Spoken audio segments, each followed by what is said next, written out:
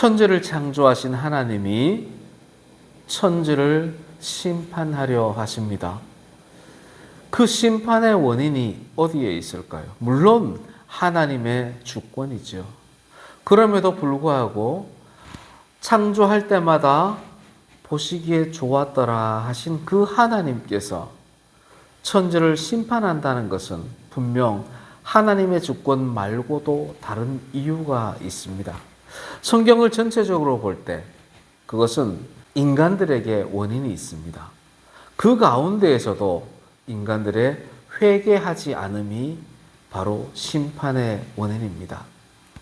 하나님께서는 마지막 때에 심판하시면서도 한 번에 세상 끝 하지 않으시고 7 인의 재앙을, 7 나팔의 재앙을, 또 7 대접의 재앙을 펼치시면서 순간순간마다 우리 인생들의 회개를 기다리고 계십니다.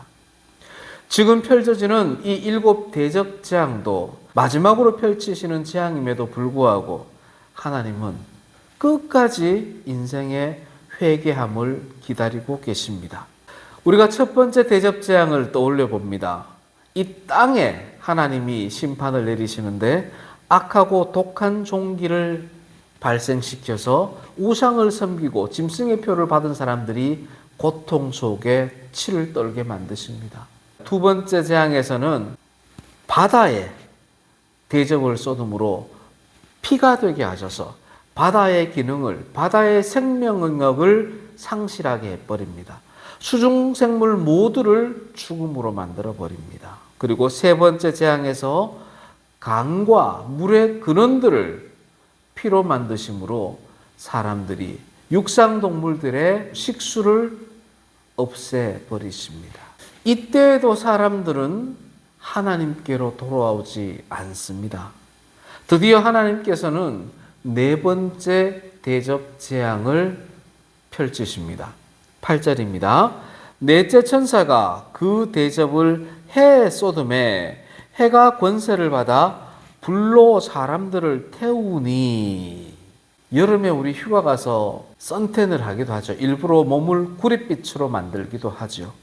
그 모습이 딱 떠오르는 겁니다. 그러면서 선탠이 심판인가? 이런 생각을 잠깐 하게 됩니다. 하나님께서는 창조하실 때 창조 제4일차에 만드신 것이 있는데 그게 뭐였습니까? 하늘의 광명체들이었습니다. 해, 달, 별들이죠. 시간이 있게 하시고 징조가 있게 하시고 계절이 있게 하신 것이 바로 네 번째 창조였습니다.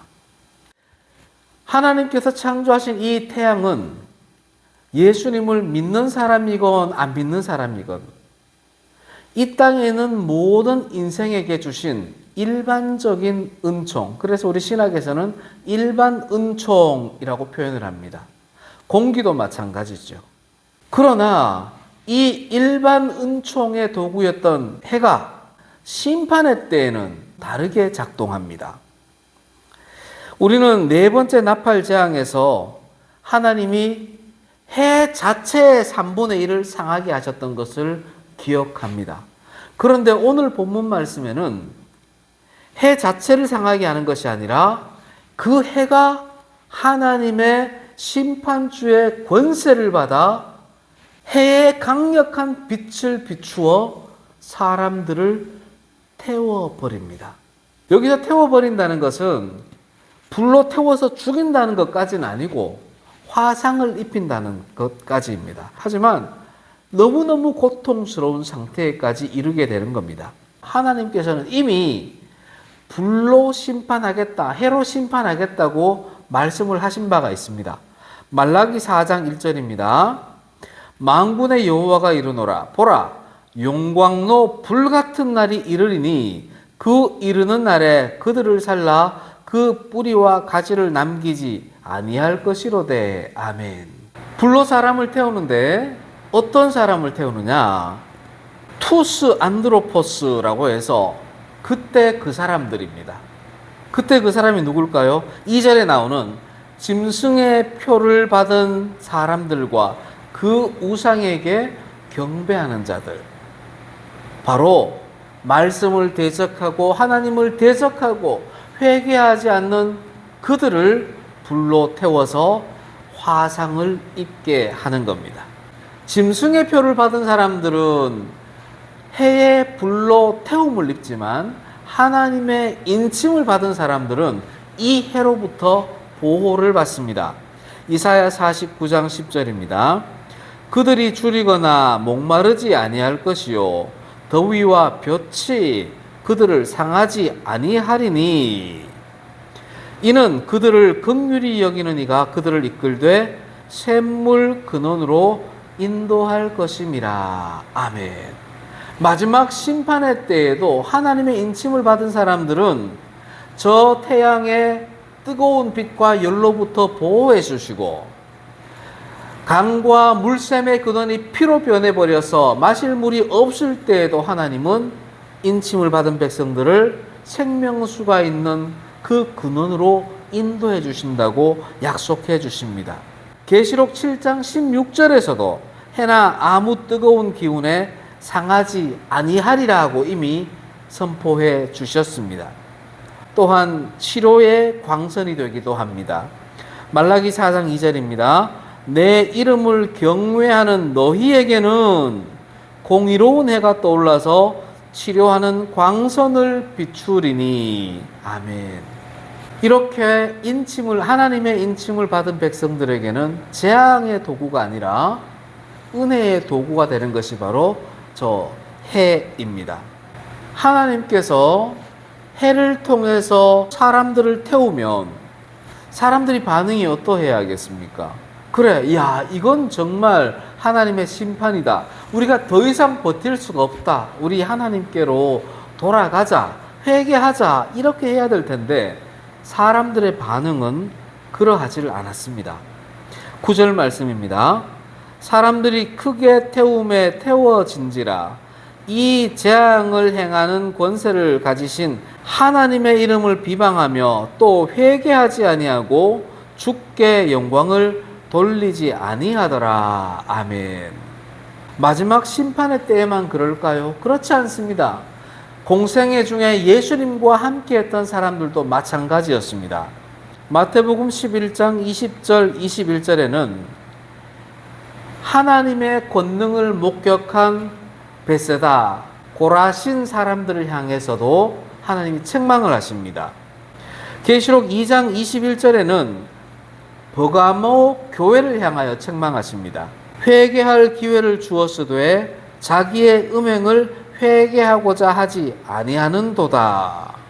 인생들은 하나님의 권세, 하나님의 권능을 보면서도 회개하지를 못합니다. 6번째 나팔 재앙을 받은 사람들을 한번 되돌아보십시오. 회개하지 아니하고 오히려 우상에게 절했던 사람들이 바로 인생입니다. 우리 인생은 하나님의 재앙이 임하면, 내게 재앙이 임하면 회개할 거야. 당연히 그렇게 생각하는데 막상 재앙이 임하더라도 회개하기보다 우연이야. 과학적으로 증명해봐. 에이, 저 김집사도 그러면 재앙 받는 거네. 이 목사도 재앙 받는 거네. 에이, 아니야. 이렇게 거부하고 저항하려는 것이 인간의 본성인 듯 합니다. 오늘 본문에 나오는 이 4번째 대접재앙, 또 다음에 나오는 5번째 대접재앙에서도 마찬가지입니다. 하나님의 재앙이 임함에도 불구하고 사람들이 회개하지를 않습니다. 왜 그럴까요? 하나님의 재앙이다라고 분별하지 못하기 때문입니다. 왜 분별하지 못할까요? 하나님의 말씀을 모르고 하나님의 말씀을 인정하지 않기 때문입니다. 내게 일어나는 일들 중에 이건 하나님의 은혜야. 이건 하나님의 징계의 사인이야. 이건 하나님이 내게 주시는 재앙이야. 분별을 해야 감사를 하든지 회개를 하든지 할 텐데 우리가 분별하지 못하니 감사하지도 못하고 분별하지 못하니 회개하지도 못하는 겁니다. 그럼 어떻게 해야 되겠습니까? 우리는 말씀으로 무장해서 첫째는 분별하는 힘을 가져야 합니다. 분별하기만 하면 그 다음부터는 회개를 하든 감사할 수가 있는 기회가 생기는 겁니다. 하나님은 이 대접재앙을 통해서도 마지막 회개의 기회를 주십니다. 그럼에도 불구하고 회개하지를 않는 것이 인생입니다. 이어서 5번째 대접재앙입니다. 10절입니다. 또 5째 천사가 그 대접을 짐승의 왕좌에 쏟으니. 왕좌가 뭘까요? 왕의 자리, 왕의 권세입니다. 그럼 짐승의 왕좌는 뭘까요? 짐승의 권세, 짐승의 나라, 사탄이 지배하는 나라입니다. 이 세상 모든 나라들을 말하기도 하고, 내가 사탄에게 지배된다면 나 또한 이 짐승의 왕좌가 되는 겁니다. 내가 신앙인으로서 평소에는 하나님 중심으로 살아가지만 가끔씩 죄를 지을 때가 있죠. 죄를 짓는 그 순간, 그곳이 바로 죄 짓는 나의 가운데에 짐승의 왕좌가 생겨나 버리는 겁니다. 사탄이 지배하는 나라, 사탄의 지배를 받는 인생이 바로 짐승의 왕좌가 있는 곳입니다. 그곳에 대접을 쏟아버리겠다는 겁니다. 계시록 13장 2절입니다. 용이 자기의 능력과 보좌와 큰 권세를 그에게 바다에서 나온 짐승에게 주었더라 라고 말씀합니다. 다시 말해서 사탄이 받은 것이 짐승의 보좌입니다. 그런데 한번 보십시오. 이 짐승이 하나님을 흉내내고 있구나라는 걸 알게 됩니다. 사람들을 유혹하고 있구나라는 것을 알게 됩니다. 사람들이 바라보는 겁니다. 용이, 사탄의 대왕이 바다에서 올라온 짐승에게 보좌를 줍니다. 그러면 인생이 내가 저 보좌를 가질 수 있겠구나라는 희망이 생깁니다. 하나님을 모방한다고 했죠. 하나님은 어떻게 하셨냐면 하나님은 하나님의 보좌를 예수님께 주셨습니다. 예수님은 그 보좌를 누구에게 주신다고요? 성도에게 주신다 말씀하십니다. 계시록 3장 21절입니다. 이기는 그에게는 내가 내 보좌에 함께 앉게 하여 주기를 내가 이기고 아버지 보좌에 함께 앉은 것 같이 하리라. 아멘. 용이 바다에서 나온 짐승에게 보좌를 넘겨주는 것, 이것은 얼마나 영악하고 영특한 일인지 모릅니다. 사람들이 그 자리를 가질 수 있다고 생각하기 때문입니다. 결과적으로 사람들은 그 보좌를 가져서 사탄의 수하가 되고 맙니다. 바로 하나님께서는 그 짐승의 보좌에 대접재앙을 쏟으시는 겁니다. 그렇다면 그 짐승의 보좌를 가진 자가 누굽니까? 바다에서 나온 짐승, 사탄이죠. 또 누구입니까? 그 사탄을 절하고 경배하고 그 사탄의 표를 받고 살아가는 믿지 않는 인생들. 짐승의 표를 받은 사람들에게 대접재앙을 쏟으시겠다는 겁니다. 예수님을 전혀 믿지 않는 사람들, 그들이 이 대접재앙을 받는 건 당연합니다. 두려운 것은 항상 예수 그리스도를 믿고 하나님을 믿고 살아가지만 순간순간 사탄의 자리를 내어주는 사람들 있지 않습니까? 순간순간 우리의 마음에 사탄이 자리를 틀고 앉는 경우가 있잖아요. 그때 내가 회개하지 못하고 있을 때, 그때 내게 대접재앙이 쏟아질 수 있다는 겁니다. 그게 두려운 겁니다. 그래서 우리가 항상 회개하는 삶을 살아야 하는 겁니다. 짐승의 표를 받은 사람들, 우상을 경배하는 사람들에게는 이렇게 대접재앙이 쏟아지지만 시온산에서 어린 양과 함께하는 하나님의 인칭을 받은 사람들에게는 이 대접재앙이 적용되지가 않습니다. 우리가 이 시온산에서 주님의 몸된 교회에서 주님과 함께 있는 우리에게는 이 대접재앙이 적용되지가 않는 겁니다. 그렇다면 이 대접을 왜 짐승의 보좌에 쏟으실까요? 회개하라고 경고하기 위해서, 목적은 그게 아닙니다. 짐승의 보좌를 파괴하기 위함입니다. 그 나라가 곧 어두워지며 앞에 네 번째 대접재앙에서는 하나님이 해를 통해서 어떻게 재앙을 내리셨죠? 빛으로 재앙을 내리셨습니다. 그런데 이번에 다섯 번째 재앙에서는 어둠으로 재앙을 내리십니다. 출애굽하기 전에 애굽 백성들에게도 이런 재앙이 임했었죠. 어둠의 재앙, 빛의 재앙이 심판의 때에는 동시에 임합니다. 어둠은 어떤 것을 상징할까요? 빛이 없음을 상징합니다. 하나님의 말씀이 없음을 의미하는 겁니다. 죽음을 의미하는 것이고 비진리를 의미하는 것이고 심판을 의미하는 겁니다. 짐승의 나라가 이 세상이 완전히 어두워진다는 겁니다. 3분의 1만 어두워진 것이 아니라 이제 온 세상이 완전히 어두워졌다는 겁니다. 보십시오. 잠깐 어두워졌다면 다시 밝아질 수도 있겠네라는 소망을 가지죠. 그런데 밝은 세상이었습니다. 점점 어두워집니다. 그러다가 3분의 1이 어두워집니다. 그러다가 온 세상이 어두워집니다. 사람에게 소망이 있을까요? 이쯤 되면 사람들이 어떻게 해야 된다고요? 지금이라도 회개해야지.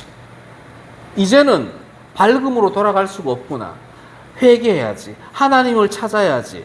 하나님만이 우리를 빛으로 인도하셔 회개해야 하는데 사람들은 그러하지를 않습니다. 오히려 혀를 깨물고 하나님을 비방하고 하나님께 저항합니다. 자기의 뼈를 깎고 자기의 혀를 깨물고서 회개하는 것이 아니라 하나님을 원망하고 하나님을 모독하는 것이 이 어리석은 인생입니다. 어쩌면 저와 여러분이 그 인생에 포함될 수도 있습니다. 회개하지 않는다면. 사랑하는 성도 여러분, 하나님의 해와 하나님의 어둠은 우리의 현실에서 항상 현존하고 있습니다. 그것을 우리에게 매일 보여주시는 것이 낮과 밤입니다. 우리에게 보여주시는 것이 바로 이 말씀입니다.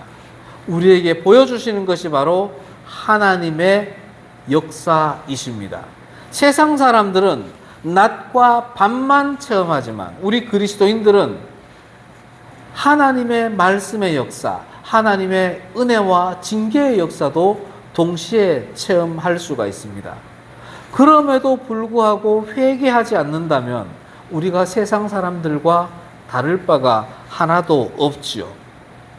하나님의 빛은 지금은 우리에게 치료하는 광선으로 비추어 주시고 지금은 우리를 하나님의 그 빛으로부터 보호해 주시지만 심판의 때에는 회개하지 않는 모든 사람들을 그 해의 빛에 화상을 입게 하고 고통 속에 빠져들게 합니다.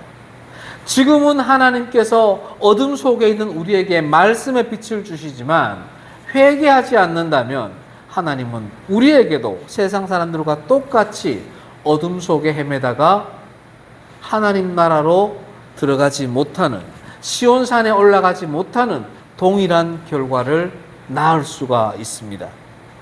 사랑하는 성도 여러분, 우리는 경각심을 가지고 신앙생활해야 합니다. 어떻게요?